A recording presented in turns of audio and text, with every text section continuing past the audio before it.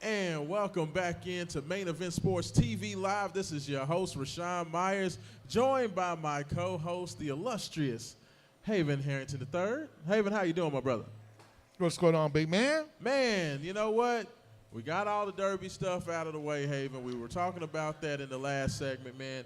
And now it is all about these NBA playoffs. Wow. King James. No, let me tell you something. That's all I'm going to say, man. At one point, it looked like Philadelphia was going to challenge for the East title. Yeah. Joel Embiid came back. Ben Simmons was on a tear. They gave Miami the business. And then they ran into the Celtics. The Boston Celtics. The Celtics, without their leading scorer, Kyrie Irving, Or Gordon Hayward. They've been missing all year. or Gordon Hayward, has Marcus just been. Smart was gone for most of last series until against the Bucks until the last game and a half. He comes back. And these guys have just been destroying folks. I mean, right now, the Celtics are up 3-1 because The Philly was able to get a win tonight. They won tonight, so they staved off the inevitable. But It's going down, yeah. It's going They're back losing. to Boston Game 5. So, you know, I would expect for them to get it done. And, yeah, I mean, Philly was the talk of the town. I liked the matchup personally for the Celtics just because I thought the Celtics were a little bit better offensively than Miami Heat were, and they were a lot better defensively. So, you know, Philadelphia, while they do have a lot of size and they were able to basically just play volleyball with the basketball when they were playing against the Heat, and, you know, they could just throw shots up, and if they miss, just, you know, get the rebound and put it back because Heat were really small. They weren't going to have that same advantage against the Celtics because Celtics are a lot better defensively, a lot better rebounding team, got a little bit more size. You got Al Horford, who's way better than any big man that the Heat have. You know, so, I mean, I just thought it was going to be a very interesting matchup. And Boston came out, blitzed them the first two games. Terry Rozier has been an absolute superstar for the Celtics. A monster. It's been crazy, and those guys got up 3-0. But here's the thing. Who would have thought that Boston would be in this position right now when Kyrie Irving went down for the end of the season? Nobody. I mean, Brad Stevens is about to get these guys back to the Eastern Conference Finals again. Nobody thought that Boston would be in the position they're in right now. I had picked Boston like to go to the finals. Yeah. But that was with Kyrie Irving. Right. Now I thought with Kyrie, hey, pencil him in. I mean, but It's a wrap. Jaylen Brown's been hurt. He's just now coming back off injury. You've had Marcus Smart that's missed a lot of time. They haven't had Gordon Hayward all year. They've been missing Kyrie Irving, and these dudes just keep finding a way to win. No, it's not the fact they're winning. They're winning convincingly. Yeah. I mean, I can see those there's a couple last-second shots, and they got lucky. No, they are winning convincingly. They are taking the quote-unquote possible rookie of the year and destroying Ben Simmons. Dude had 2 points. I mean, but this is the last thing. game. Haven, this is the thing that we talked about. And everybody got so hyped up over, you know, watching the Sixers dismantle, you know, the Heat. And it's not taking anything away from them. And physically, yes, Joel Embiid is a monster. He's a man-child. And Ben Simmons, yes, he's a 6'11" point guard that can get a triple-double with a drop of a hat. But people keep forgetting these guys are super young. They are extremely young. And while the Heat was another young team, they weren't able to take advantage of it. There's a lot of veterans on this Celtics team. Terry Rozier, you know, is a 4-year veteran. Marcus Smart is a 4-year veteran. You know, even though you do got Jason Tatum, who's a rookie, you have Al Horford, who's a veteran. And then you surround them with some, you know, some guys that like Aaron Baines. He's been around the league. He started out with the San Antonio Spurs. And you have a lot of guys that have had a lot of mileage on them that are used to winning. And you can see the difference between an inexperienced, young Philadelphia team and a grizzled veteran squad. You know, and to me, that's the most it's amazing almost like college thing. basketball. It's like a one-and-done team versus like the Wisconsin Badgers. I mean, but to me, that's the thing about the NBA playoffs. It seems like those young teams all have to lose in the first or second round before they can actually get over the hump. I mean, Michael Jordan, the Bulls did that. Yeah. You know, when they first was making that big run, they got beat down by Detroit, and they had to learn not to be afraid of the physicality that was Detroit. And once Michael Jordan got over his fear, they still didn't beat Detroit. But then when Scottie Pippen got over his fear of Detroit, and him and Mike were both on the same page, then it was over. But it's like every team, kind of has to go over those lumps where all the young teams, they always do it in the NBA. They lose the first. Sometimes they make it to the second round. They lose the second round of playoffs. And if they stay together, then it's okay. Now we know what this takes. Now we got this. So it looks like it's going to be the Celtics and the Cavs again in the Eastern Conference Finals. So who are you picking in that matchup? Like I know that there's still games to be played, but we can go ahead and fast forward because we know what's going to happen. Both first teams of all, are 3-0. First, I want to say it's about Toronto. Toronto. It's in their head, man.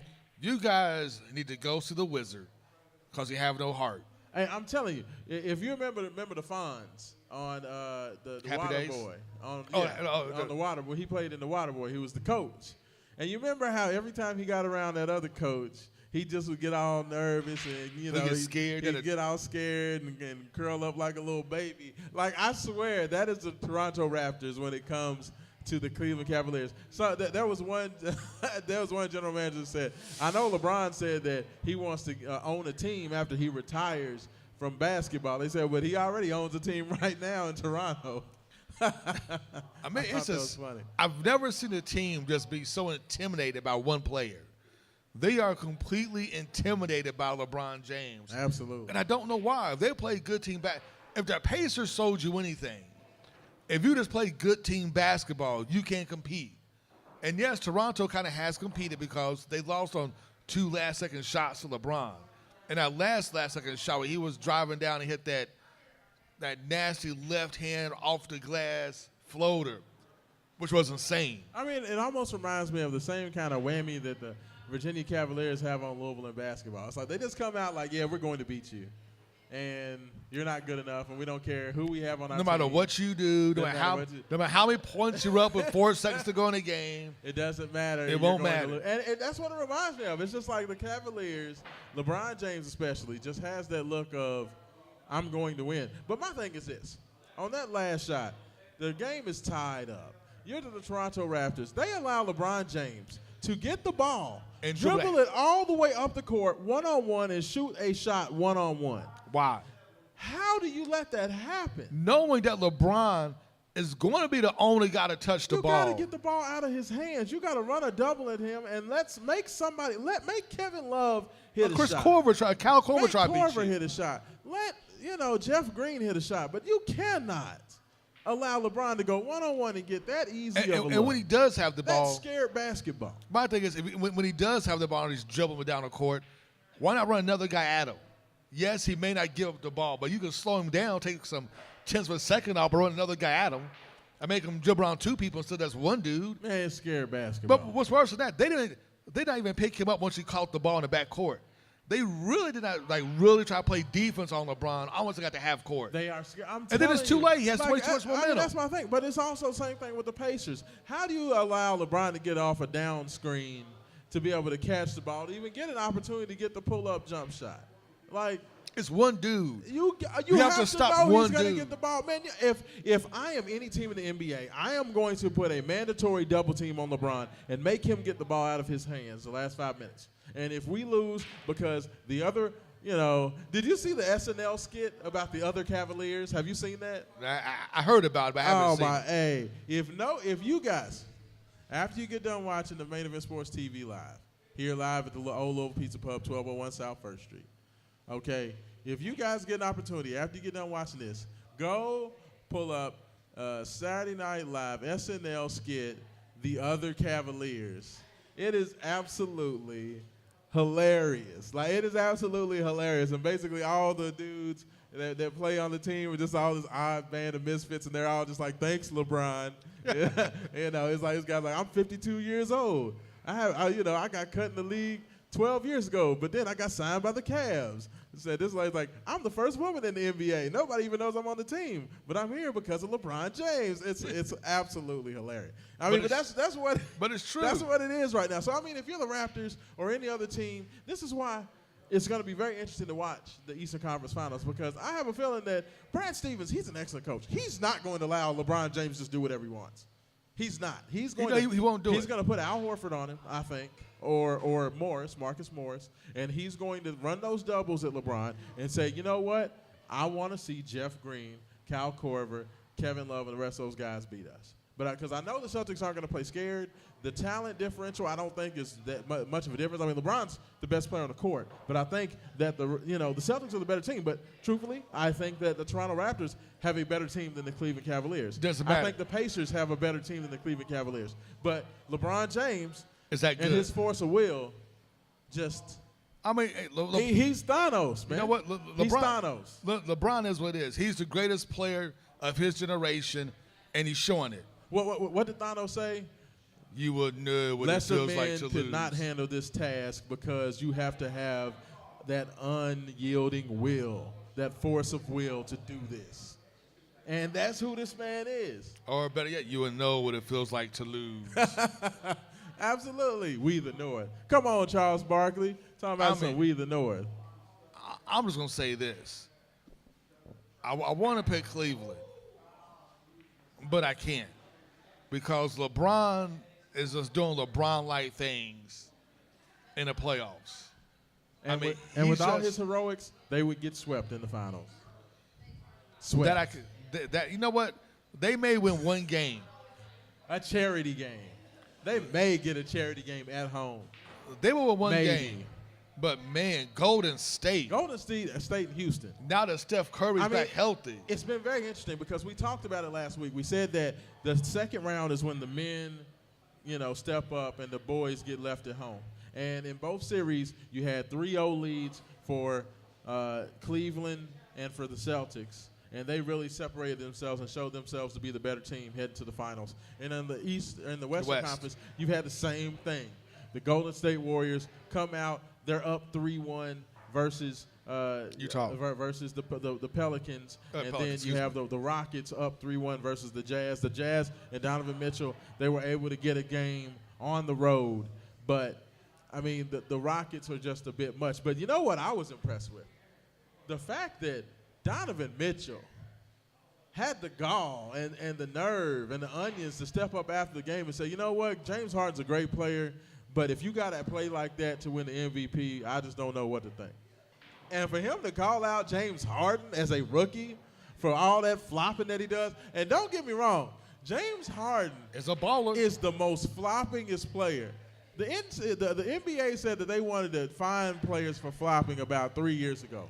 Fined them $5,000 for flops. Well, if you've ever watched any James Harden game, the man flops at least 17 times every game. He draws a ton of fouls. He shot, I believe this is like the 4th or 5th year in the row where he's shot the most free throws in the NBA. But I agree with Donovan. I'm just surprised that Donovan has gotten himself to a point where he feels like he can call out other superstars, especially a guy who's about to win the MVP. Well, Donovan's a superstar himself. I mean, I think Donovan. It's crazy, ain't it? But Donovan's made himself a superstar this season. Yes, they're going to lose to the Rockets. The Rockets are just a better team. It is what it is. I mean, even, if they had Rubio, it may be closer. They may win actually maybe another game with Rubio. But to be honest with you, that Houston is just that much better. I think that it would have gone maybe 6 if they had Rubio. But Houston is just that much better of a team.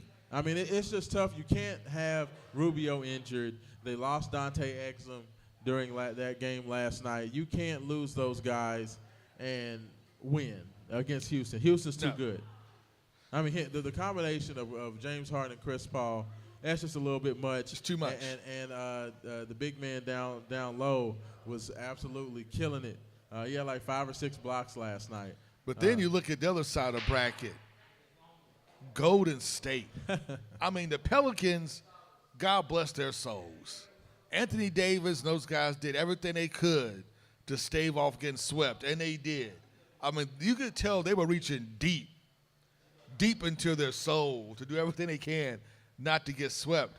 But, man, Steph Curry's come back and looks like mid-season form. And then you have Kevin Durant. But then you have a bunch of guys that play so well together as a team. It makes it almost impossible to beat them because they can beat you with the inside game. They can beat you with the outside game. They can hit you with mid-range jumpers. They can beat you with threes. They are the complete basketball team. I'm going to put it like this. When you talk about this matchup between the Golden State Warriors and the Houston Rockets coming up next round, I don't know if you want to call it Rocky versus Apollo Creed, Hulk Hogan versus the Ultimate Warrior. You want to call it Ali versus Frazier. You go through the best heavyweight bouts. You talk about the 49ers and the Cowboys, the Celtics versus the Lakers. This series that's about to go down between the Warriors and the Rockets could be one of the best 7-game series we've ever seen. I mean, it is shaping up to be that way because, man, to me the most amazing thing was Curry's first game back. He didn't start. He set the bench, came back. The first thing he did was like an 85-foot three-pointer all net. Just ridiculous. First shot just come out, swoop, net. Dude right in his face. It didn't matter. Didn't matter, net. And then the shot, it was like 5 for 8 for the three-point line after that. Well, like I said, that's the thing about these teams. Like, it didn't matter that the Golden State Warriors finished second in the West. Like I said, teams like that have won the way the Warriors have won, they're a modern-day dynasty. If they don't finish with the best record, they don't really care because it's like, okay, we got through that 82 games, and now it's time to get serious and win us a championship. Now it's time to turn it on and to play for real. And you can see them turn it up to that next level. And when you see those guys playing like they want to win, like after they came out and got humbled in Game 3, Rondo goes for like 4 points with like 25 assists and something ridiculous. Anthony Davis goes off for 30-plus. Drew Holiday goes off for, 25 or 30. And, everybody's thinking, can the Pelicans tie the series and go back 2-2 heading back to California? And the Warriors just came out and were like, nope. No. They were up like 17 at the end of the first quarter. And it was just them. like, No, please, yeah, whatever. We got this. I mean, but that's how good they are. It was just like, okay, yeah, playtime's over. You remember when Sho'nuff said it to Bruce Leroy? Playtime's over, boy. That's what they did. They just pulled out the glove on I'm telling you, I'm just so excited for the Houston Golden State series. Yes. It's going to be interesting because, Houston, lives and dies by the three-pointer. But Golden State can match you 3 for 3, or you can bang it down low. Hey, you can go to KD in the mid-post. You can go to David West on the block. Sean Livingston is nice down there. Andre Iguodala's turned into a very effective guy playing in the middle. They have JaVale McGee that I think will be reinserted in this next game. And I think that's the fatal flaw for Houston because we've seen Houston struggle, even against the Utah Jazz, who's a very good defensive team themselves. When Houston is not hitting shots, they don't look good. And that's going to be the question mark is can – a.k.a. Flopovich or James Harden. Flopovich. Can he do enough? I just don't think that two guys are going to beat the Warriors. I just don't. No, but here's the thing is, Golden State can match them 3 for 3. Yes. You have 2 excellent three-point shooters for the Rockets. But then so does Golden State. Yeah, and actually, you can argue that Steph is the best three-point shooter on the court. No, Klay Thompson's the best shooter in the NBA. Period. No, Klay Thompson's only the best shooter in the NBA when Steph is playing with them. When Steph isn't playing with them, then he becomes the average man. Then he's about 30%. When Steph is on the court, which Steph will be, then Klay shoots 45% from 3 because Steph just commands so much attention. Just having the combination. But once of those again, guys. that goes back to our point. They can match you 3 for 3. Hey, but can you match them rebound for rebound? I'm gonna put it down like this, and for all my Hoosier fans out there, your boy Eric Gordon, number 10, the third scorer in that lineup. He and Trevor Ariza are going to be the 2 most important guys in this series. Eric Gordon has not been shooting the ball very well. Trevor Ariza's been okay, but those guys have to consistently score to have a chance because Houston doesn't play defense nearly at the clip that the Warriors do. The Warriors are one of the best defensive teams in the NBA, as well as being the second best offensive team in the NBA. And that's going to be the rub, is can they hit enough shots? Can Ariza and Eric Gordon do enough? Because we know you can pencil Chris Paul in for his 22 to 24. You can pencil James Harden in for his 32 to 35. Okay, that's fine. But where's the other 60 points going to come from? And that's going to be the question mark, is where's that other 50 to 60 points going to come from? And if they can't get there, if they can't meet that, if they don't hit 100 points, they cannot win. Because I think that the Warriors are a much better defensive team, and they're going to get to that number. They're going to get to that 100 points. So that's going to be the question. Can Houston get to that 115, 120 range? That's where they win. But if it's in that 100 to 110-point range, I think the Warriors win going away. It's going to be interesting. I mean, it's going to be interesting. Now, how about the East? Celtics, LeBron. Personally, like I said early in the show, I'm not betting against LeBron James. I've done that twice. I ain't doing that again. LeBron, for some way, will figure out how to put 45 points out of his butt and beat the Celtics. If the first of all, we all know he's only called for walking. He's going to be pushing people like this, not going to call any fouls. I don't care about that. Right. I'm going to say this. LeBron has shown himself this year in the playoffs. He will not be denied. He has no problems with putting on a cape, putting on a crown, put on that gauntlet of his, and laying teams to waste. And I'm going to put it like this. LeBron James beat the Indiana Pacers. Indiana Pacers is pretty good. Vic Oladipo is a nice player. The Toronto Raptors are a regular season team, and they look like a regular season team. So while I give LeBron James all the credit in the world, I'm going with the Celtics. And I don't think it's going to be an easy series. I think it's going to go 6 or 7. But, that 7th game is going to be in Boston. Okay? And I just think the Celtics have too much, that they're too sound defensively. They have a few more scoring options, and I don't know if they can defend at a high enough level at the other spots. I mean, we've seen Toronto have tremendous issues scoring the basketball. Okay, I mean, DeMar DeRozan and Kyle Lowry have looked inept for long stretches in this game. At point-blank range. I mean, those guys missed tip-ins that would have easily won the game. I mean, the offensive efficiency of the Boston Celtics are much higher than both the Raptors or the Pacers. So while I give LeBron credit for going out there and getting his 40-plus points, you're going to have the other guys consistently, like 3 of them, play well. Because Boston is an extremely good defensive team, and they are not going to let LeBron have what he wants. If you try to beat this team with one man, you're going to lose. I don't care how good King James is. It's not going to work against a good team. And that's going to be the question mark. Or can the other guys do enough? I don't think it does. I think the Celtics get it in 6 or 7, probably 7. But I think with that game being in Boston, I think the Celtics get it done with this roster and goes to the NBA Finals. Man, like I said, I'm done betting against King James. The dude has made me look foolish several times already.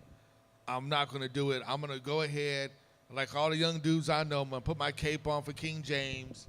I'm going to have him put on his little Thanos gauntlet. Plus, you people quit talking about Michael Jordan.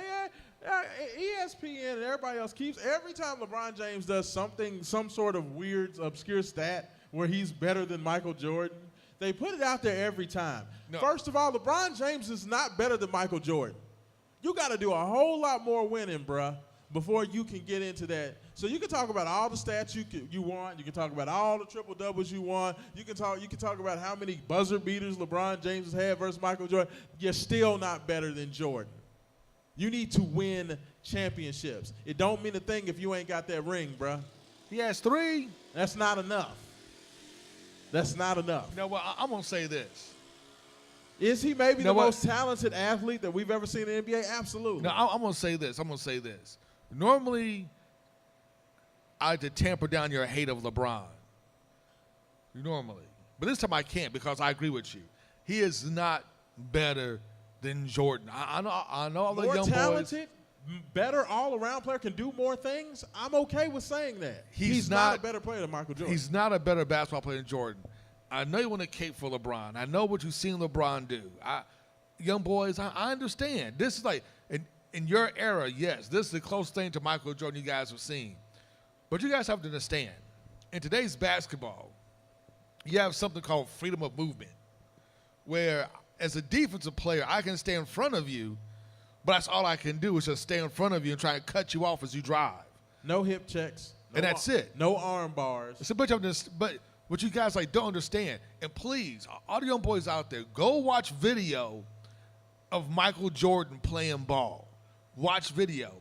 Watch video of what the defense, and pay attention to what the other guards are doing to Michael Jordan. And what you're going to see is this. Oh, yeah. You're going to see a hand on Michael Jordan's hip Arm everywhere bars, he goes. Hands, hip checks. You're crossing through the lane. Anthony Mason's giving you a hip check. Or crossing elbow, through the or lane. You're getting one from Oakley. And those aren't fouls. The Davis brothers, all that's fouls in today's games, that's fouls. Back in those days, that's not foul. You could legally handshake somebody. So when you see Michael Jordan, go one-on-one with somebody, first thing he does is swipe somebody's hands away and then starts dribbling the ball, because every time it's like this. As you try to redirect him, go someplace different. That's a completely different game than today, when I just have to shuffle my feet and hopefully I can stay in front of you. Do you know how many points Michael Jordan have today, and there was freedom of movement? That's my only point. Man. Do you know how many points he would have? He would average 50 points a game. Yeah, pretty much. You can talk about Russell Westbrook, and he's the first player in NBA history to have like 2 years straight of triple-double or whatever.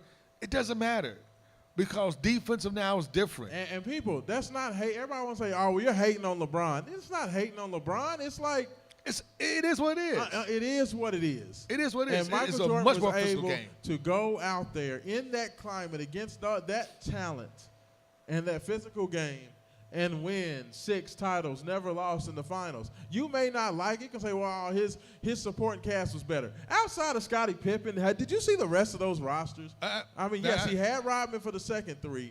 But when you talk about, he's only played, how many Hall of Famers has Michael Jordan played with? 3? 3? Yeah, Rodman and... How many Hall of Famers has LeBron James played with? Several.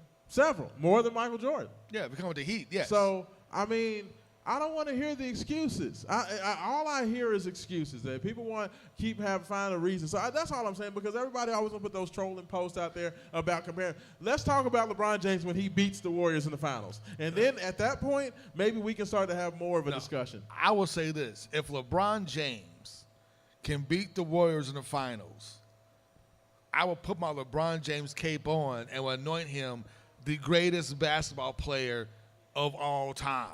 Yeah. Oh, yeah. Because at that point, he earned it. Yeah. If Cleveland beats the Golden State Warriors, if Golden State makes it to the finals, if Cleveland beats the Golden State, if they make it to the finals, he is the greatest basketball player of all time. Yeah, because he would have Hands literally down. done it by himself. Yes. Hands down. I love Kevin Love, and he's going to be in the greatest. Hall of Fame. Kevin Love's going to be in the Hall of Fame one day. His numbers will probably put him in there. He's got him a championship. I think he'll get there one day, but yeah, it's not a lot of help coming. And when you look at the dudes that he has on this team, it would be a miracle. J.R. Smith, maybe, but no. The problem is J.R. Smith's way too inconsistent. You never know. He's going to go for 20 or go for 2. Yeah. You just don't know. But, hey. And James Fire said if Steph can stay healthy, then they win. I don't think it matters. Like, if Steph Curry goes down, Quinn Cook, you just pop I think pop it him matters. in there. I don't think it matters against Houston. Yeah, absolutely. But I don't think it would matter so much against Cleveland. Hey, Cleveland probably couldn't beat your top 4 seeds in the Western Conference. To maybe the top 5 or 6.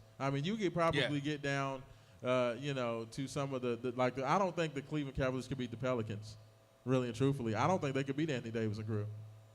I really don't. I think that, It'd be a good series. I think it'd be a very, very good series. But that's what I'm talking about. You're talking about Cleveland having to have a series against the Pelicans, having to have a series against, so some of these teams that are middle of the pack or worse. Like I said, there's a reason that Cleveland finished where they did. I give them credit for taking advantage. They slid by the Pacers series barely. and they were able to get it done, and I give them credit for that. But, I mean, the Raptors have been an absolute joke. And I don't think that the coach should lose his job. But everybody needs – I think – and this is what I said, and people laughed at me on Twitter when I said it. They don't have an alpha male scorer. Like, DeMar DeRozan is a good Pippen. But you know what they need? They need a go-to guy. You need Michael. I think that they should go get Carmelo Anthony. But here's the thing. Like, I think that if you get Carmelo Anthony, a guy who's an alpha scorer, a go-to guy, who's going to get the ball and get the ball 20, 25 shots, and he's going to get you 28 points a game. If you have that to go along with Kyle Lowry, DeMar DeRozan, and the rest of those guys, and you have that go-to guy, because, I mean, when I look at this team, they don't have a guy who can guarantee give you 28 to 30 points. The problem with Toronto is this. They are a good team, but they don't have that superstar. Exactly. They need a superstar. Now, I'm not sure Carmelo's that superstar. I say go get Melo. People have been down on Melo this year because of the I've always been down City. on Melo ever since he got in the league. I mean, but the thing is when Paul George is getting 20 shots and Russell Westbrook is getting 20 shots, and you're asking Melo to do his thing on like 6 or 7, that's not Melo's game. So, I mean, he's going to look bad when you're asking him to be efficient, because that's never been who he is as a player. And a system can make a good player look bad. And that's why I say I give Chris Bosh a lot of credit, because a lot of people downplay just how good Chris Bosh was because he didn't put up the numbers because he sacrificed for the team. Same thing with Kevin Love. Kevin Love is an all-star player, but he had to sacrifice for the team and become kind of that lesser guy for them to succeed. So, I mean, don't get it twisted. I think that Melo, you put Melo in the right system, he's right back where he was. He's played on a lot of bad teams. All his Nuggets teams were bad. All his Knicks teams were bad. But you put him on a team like the Raptors where all they need is that go-to guy scorer, I think that they come out of the East. You know what? It'll be interesting. It's going to be interesting to see what they do. But I'm not sold on Melo. I think he's a great player. I don't think he's what Toronto needs. I think they need another superstar. I don't know who that is. I don't know where they get him from, but that's what Toronto needs. They're a good team, but they're like the Justice League without Superman. You know, hey. Got to find him somewhere. You got to find him someplace. Hey. PG-13. Hey, Paul George is a free agent. Maybe he wants to go up north. There you go. Hey, I just want to let everybody know. Thanks for tuning in to the Main Event Sports Show. Without you guys, we would not be here. So if we could, we would just love for all our fans and all our viewers to please hit subscribe. If you have any comments, you disagree about anything we have to say, please leave in the comments, because we will comment back. We do check those every single day. Leave a thumbs up if you like the video. If you don't like it, leave a thumbs down. I don't care. Just leave something. If you get a chance, go to maineventsports101.com. Everything's on the website. You can sign up for the newsletter. You can download the app. Everything from the website is all right there. You can listen to us live on the radio, because we broadcast live every Saturday from 6 to 7 p.m. on 104.7 FM, WLOU, the home of the Tom Jordan Morning Show. And thanks for tuning in to the Main Event Sports Show, coming to you live from the Oliver Pizza Company. Hey, thanks, Facebook Live. Appreciate you guys. And we're here live every Monday. We're here at 1201 South 1st Street every Monday. So come in, hang out, have fun with us, and we'll check you later.